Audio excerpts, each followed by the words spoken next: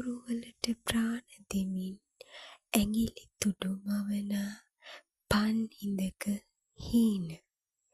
කෞශල්‍යා ජයසූරිය විසින් රචිත කෝච්චියේ ප්‍රේමය කෙටි කතාව.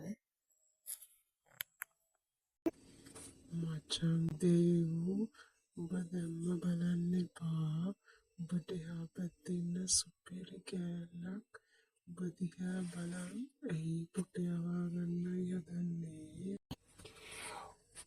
උදේ හවස එකම කෝච්චියේ වැඩට යන්නේන අනුක මගේ කන්ට කරලා කිව්වාම මම ඊට ටික වෙලාවකට පස්සේ කෝච්චි ෂීට් එකේ හා පැත්තට වෙන්න ඉන්න කෙනා කවුද කියලා බැලුවා.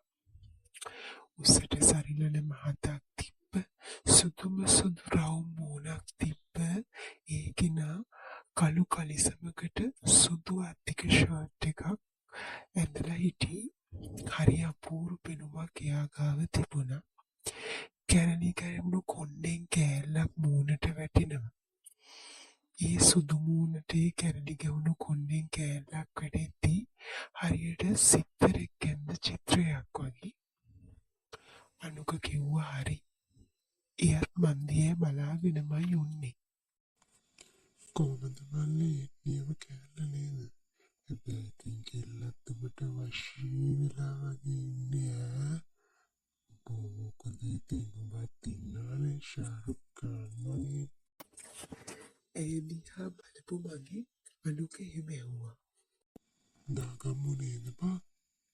මොකද කියන්නේ මල්ලි? අනේ යකෝ මට ගෙදර ගෑණියෙක් ඉන්නවා. ඒ ඉන්නේ ගෙදරනේ බා. හරි. දැන් කවුද උඹට තවත් ගෑණියක් බඳින්න කිව්වේ?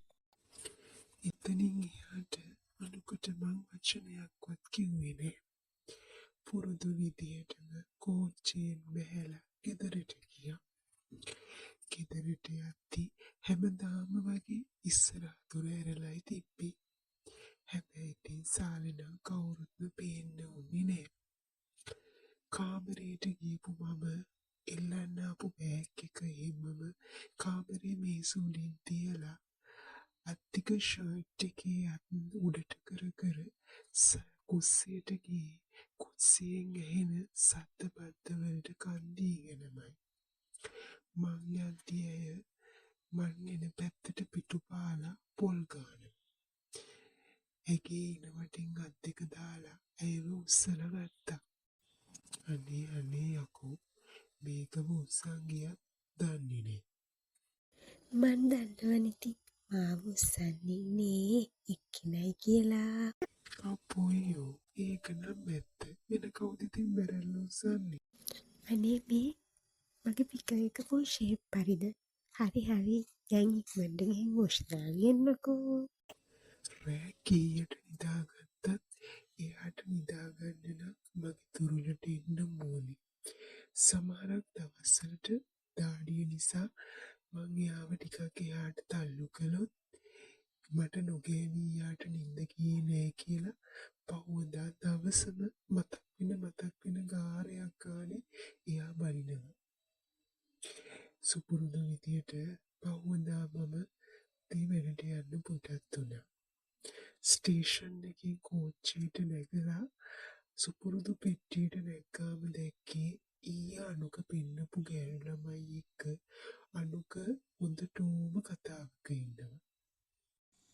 ඔය මචං දේවින්ද වරින් මේ ඉන්නේ මගේ යාළුවා දේවින්ද. මං නම් ඉතින් කියන්නේ දේව් කියලා. දේව් මේ ඉන්නේ මචං මාෂා. මේ ඉන්නේ මිෂිකා. එතකොට මේ මචං මෙයා තමයි මාෂා.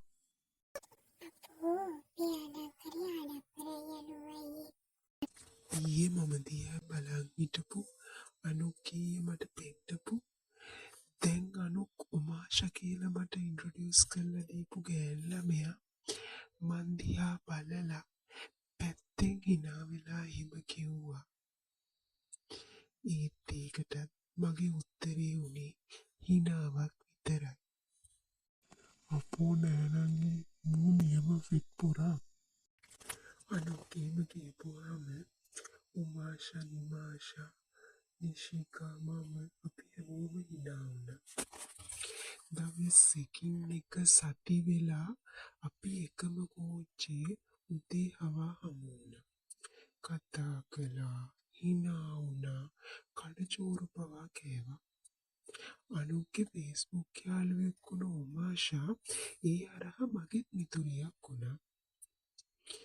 ෆේස්බුක් මිතුරියක් වුණාට පස්සේ කෝච්චියේ හම්බ වෙන්නේ නැති හැම දවසකම good morning මොකද කරන්නේ හෙට එනවද good night වගේ කතා මැසෙන්ජර් හරහා වුණා. ඒත් හැමදාම රෑට කෑවද අද ෂර්ට් එක නම් ලස්සනයි ඔයා මොකද කරන්නේ ඔයා ෂෝක් ඔයාව මතක් වෙනවා කියන පණිවිඩෙද්දී මගේ මොලේ මට අනතුරු ඇගෙව්වා. දෙයෝ උමාෂාට මට පිස්සු වෙන්නේ. අනුන්ගේ ඔයගේ කතා මට මගේ සීමාව මතක් කළා.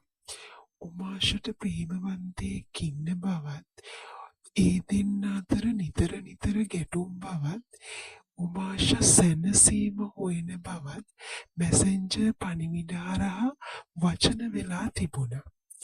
ඒත් එහෙමද කියලා ඉඳ හිට දමන පිළිතුරකින් එහාට වෙන දෙයක් මට උමාෂා වෙනුවෙන් කියන්න බැරි වුණා. අනේ යකෝ උමාෂා උච්චරටම දෙන එකේ ගණින්කෝ ඒකී එක්ක ඔබ රූම් එකකට ගියා ඇවිදින්න ගියා කියලා උඹේ ගේනි දැනගන්නේ නෑ. පොඩ්ඩක් ලයිෆ් එක එන්ජෝයි කරහම්බන්. අනික මල්ලි එකම කෑමම කන්ති එපා වෙනවනේ. ඒ නිසා ටිකක් වෙනස් කෑමකුත් කාලා බලහන්. අනුක් නිතර දිවේලේ ඔම කියවන්න ගත්තා. ඒ විතරක් නෙමෙයි කෝච්චියේ මිතුරු සංසදය එක් රාත්‍රියක් නවතින්න ට්‍රිප් එකක් යන්න පවා ලෑස්ති වෙලා යන්නේ. දෙව්වනේ ඔයා කැමති කෙල්ලන්ගේ මොන වගේ ගතිගුණ වලටද?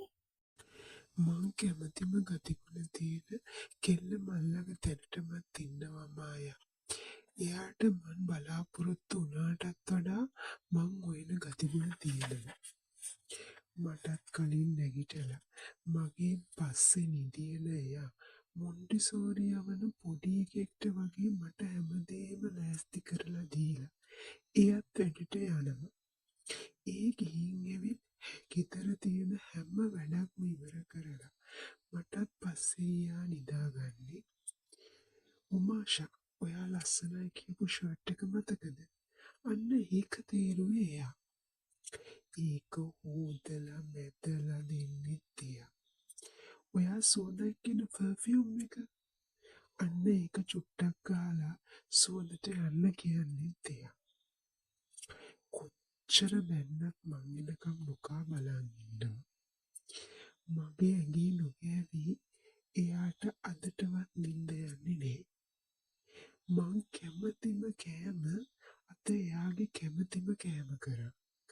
සමහරක් ඒවා එයා මල් ළඟට එන්න කලින් බලලවත් නැති ඒවා. සම්පූර්ණ එයාගේ ලෝකෙම මම්මතම ගොඩ ගහලා තියෙන්නේ මගේ වයිෆ්. සංසාරේ ඉවර වෙනකම්ම මට එයා හොඳටම ඇතිති. මචන් දේව සෝරි බං ඔබට නිකන් හරි උමාෂා ගැන මං හිතන්න කිව්වට. ඒකට වුණත් නෑ බං මට මගේ පුරුදු කෑමම හොඳයි. ඔය අලුත් නොදන්න කෑම කාලා ජරා ලෙඩ වුණත් හැදෙන්න බැරි නෑනේ බං. ඉස්සෙල්ලා කෝච්චියේත් මං කතා කරන වෙලාවේ උමාෂා විතරක් නෙමෙයි අනු අමායා නිමාෂා මේ හැම කෙනෙක්ම තක්බීරි වෙලා වගේ බලන් ඉන්නවා මං දැක්කා. කෝච්චියෙන් බැහැලා වෙනද පුරුදු විදියට අනුක් එක්ක පාරේ යද්දී අනුක් මට ඔහු කිව්වේ. සමහරක් විට අනුක් මාත් එක්ක තරහ වෙන්නත් බැරිනේ. ඒත් ඒක කමකුත් නෑ. එහෙම යාළුවෝ මොකටද? යාළුවෙක් ඉන්න ඕනේ වරදින් මුදව ගන්න. නැතුව වැරදට ඇදලා දාන්න නෙමෙයි.